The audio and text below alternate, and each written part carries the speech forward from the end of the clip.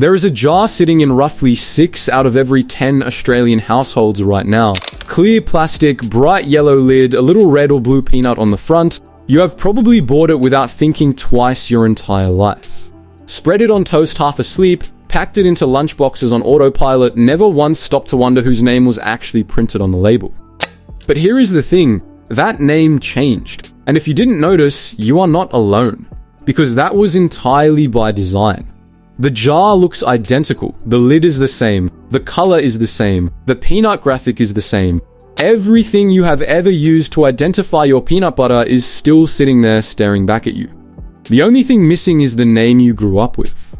And behind that one tiny swap sits one of the most ferocious, expensive, and genuinely bizarre corporate battles in Australian history.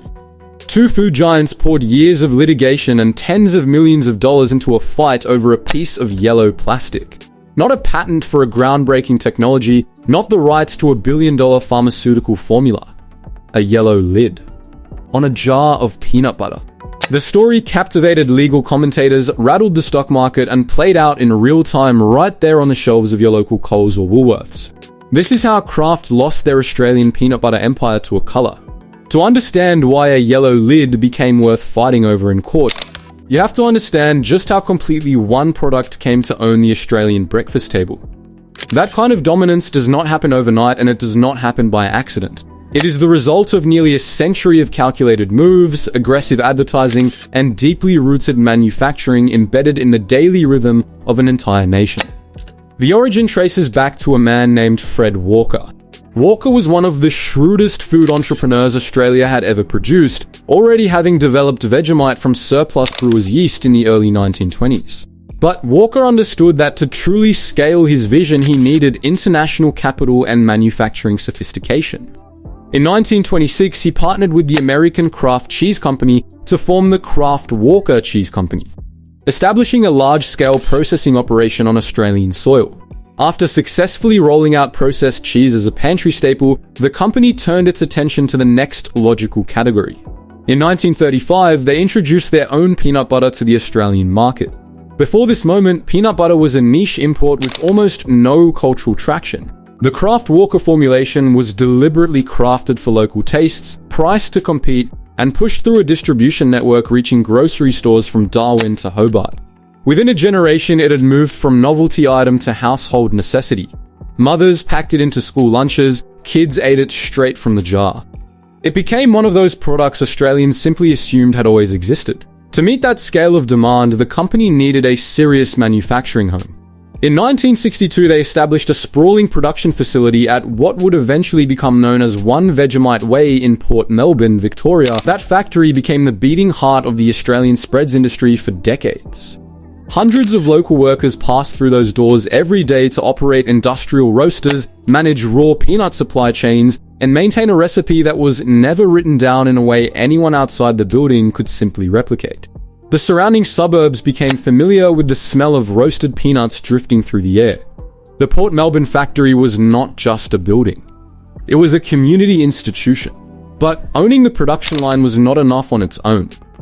The real weapon the company deployed was marketing. Through the 1980s, they identified the single biggest complaint Australians had about peanut butter and turned it into an advertising sledgehammer. The problem was oil separation. Leave a natural peanut butter jar in the cupboard too long, and you ended up with a slick pool of grease sitting on top of a dry, crumbly mass at the bottom. Kraft attacked that frustration head-on with a campaign built entirely around 4 words. Never oily, never dry. They ran those commercials relentlessly across Australian television, burning the phrase into national memory until it became practically synonymous with peanut butter itself.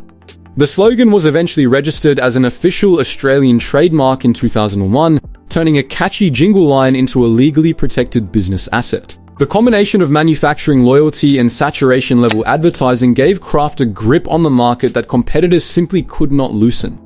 By the 2010s, this single product held roughly 60% of the total retail market by value in Australia, generating more than $60 million in annual sales. 60%. In a grocery category with dozens of competitors. That is not market leadership. That is a monopoly built on habit, nostalgia, and a yellow lid. Because here is what the advertising campaign eventually built into something far more valuable than a slogan. In the early 1990s, the marketing team at Kraft made a packaging decision that would end up being worth hundreds of millions of dollars. They understood a fundamental truth about how people actually shop. Nobody reads labels in a grocery aisle, nobody carefully evaluates ingredient panels while pushing a trolley. What people do is scan. They look for shapes and blocks of color their brain already recognizes and reach for them without thinking. Kraft designed their packaging specifically to exploit that reflex. They moved their peanut butter into a clear plastic jar with a bright yellow lid. Around 1997, they refined the look further, adding a yellow label with a distinctive hexagonal logo and a red or blue peanut graphic to signal crunchy versus smooth. In the legal world, this entire visual package is called trade dress. It is the overall commercial image of a product. The thing that communicates brand identity before a single word is read. Kraft's trade dress was so effective that the yellow lid essentially became the Australian symbol for peanut butter itself, not for Kraft specifically, for the entire category. And if you are finding this as wild as I did, just make sure you are subscribed before we get to the courtroom. Because what Kraft Heinz did next and how spectacularly it blew up in their faces is the kind of thing you are going to want to tell someone about. The legal battle coming up went all the way to the High Court of Australia. Over a yellow lid. That $60 million dominance came with a structural vulnerability nobody at the Melbourne factory was really thinking about. The operation was ultimately owned by an American parent company. And in October 2012, that parent company decided to tear itself apart. Kraft Foods Incorporated split into two entirely separate publicly listed entities. The global snacks division, housing brands like Oreo and Cadbury, would become Mondelez International. The North American grocery operation would keep the Kraft name. In this restructure, the Australian spreads business, including the Port Melbourne factory, was bundled into the Mondelez side.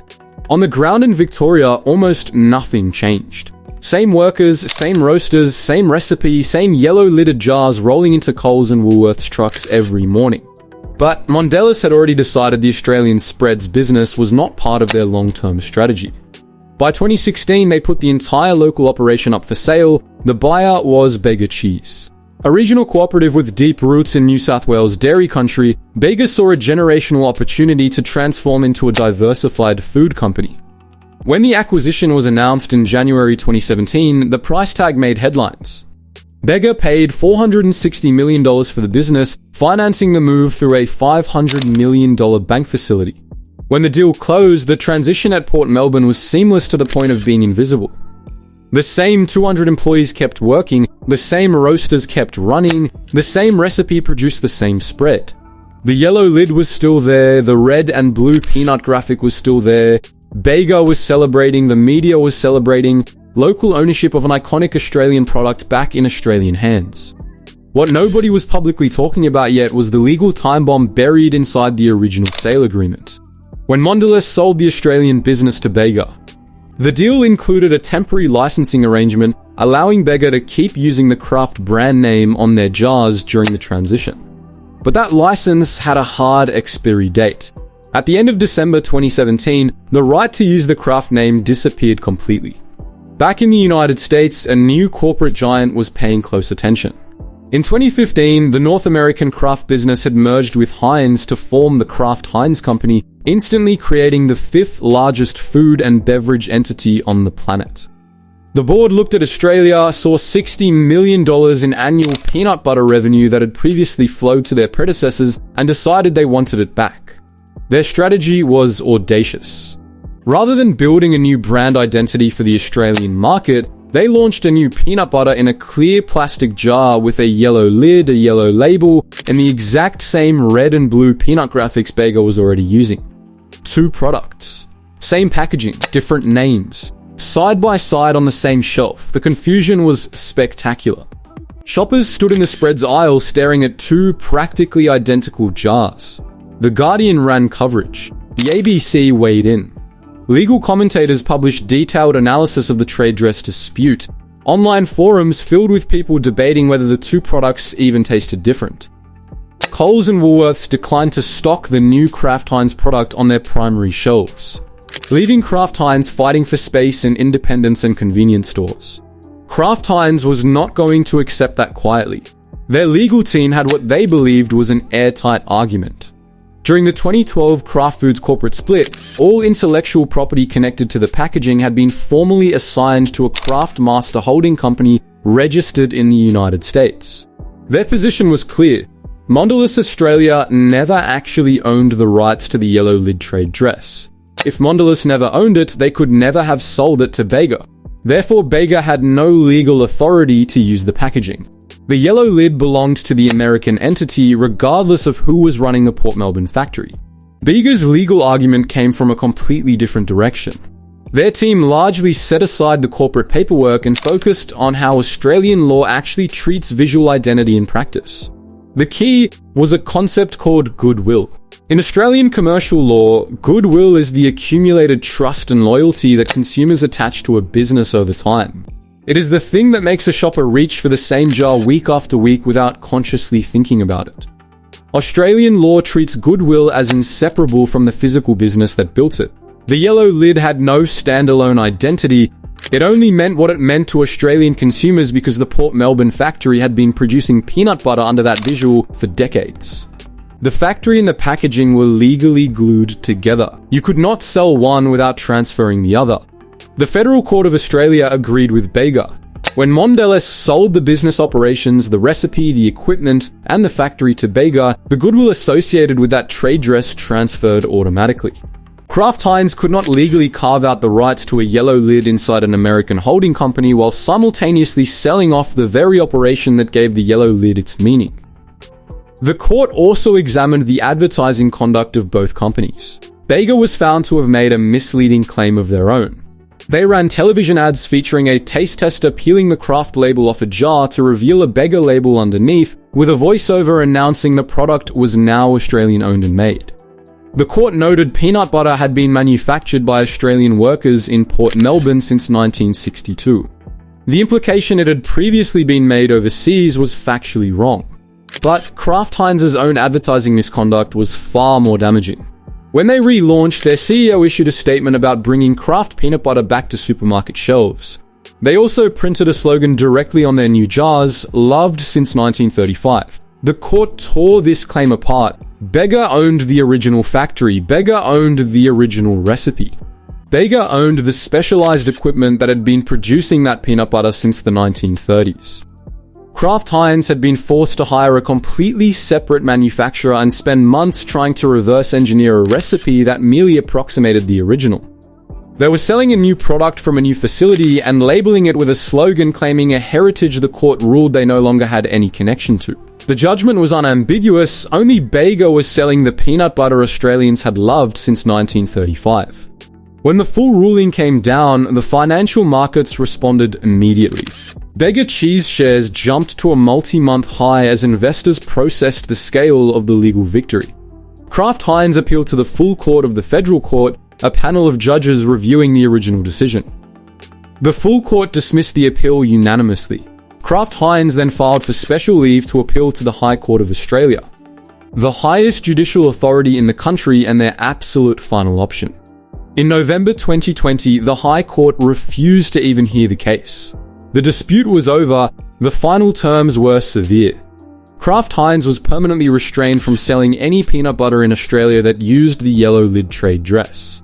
The loved since 1935 slogan was banned permanently, and Kraft Heinz was required to pay Bega $9.25 million to settle outstanding costs and damages from the entire legal battle.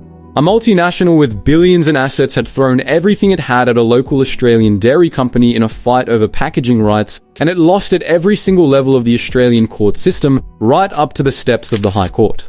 Today the shelves look almost exactly as they always have. Clear plastic jar, yellow lid, red or blue peanut on the front, Bega's name where Kraft's used to be, 60% market share comfortably intact, the Port Melbourne factory still running, the same recipe made by the same workers who were there before anyone had ever heard of the Kraft Heinz company. Kraft Heinz is still in the Australian market, technically competing with completely redesigned packaging and a reverse-engineered recipe, attempting to win back customers who once came to them purely on instinct. The deeper thing this story reveals is about something most people never consciously think about. The yellow lid was never just a color. It was the physical representation of a relationship built over 80 years between a product and the people who bought it. That relationship was not stored in a corporate document in an American holding company. It lived in the Port Melbourne factory. It lived in the muscle memory of millions of Australian shoppers who had been reaching for the same jar since childhood. And when Kraft Heinz tried to claim that relationship through paperwork while having already sold the physical business that created it, the Australian legal system delivered a verdict that was almost inevitable. You do not get to sell the thing that built the trust and then also keep the trust. The battle was fought over something as mundane as possible. Not a revolutionary technology. Not a pharmaceutical patent. A yellow plastic lid on a jar of peanut butter. And yet the stakes were real, the legal arguments were sophisticated, and the outcome permanently reshaped a major category of Australian grocery retail. If you have ever grabbed that jar without thinking, you have already participated in this story. The fact that it still looks exactly the same is not an accident. It is the direct result of a court ruling that decided where 80 years of consumer habit actually belongs. And the answer turned out to be with the people who earned it, not the people who once owned the paperwork. If that kind of story is what you come here for, the ones where something completely ordinary becomes the center of something genuinely extraordinary, then you already know what to do. The next one is waiting.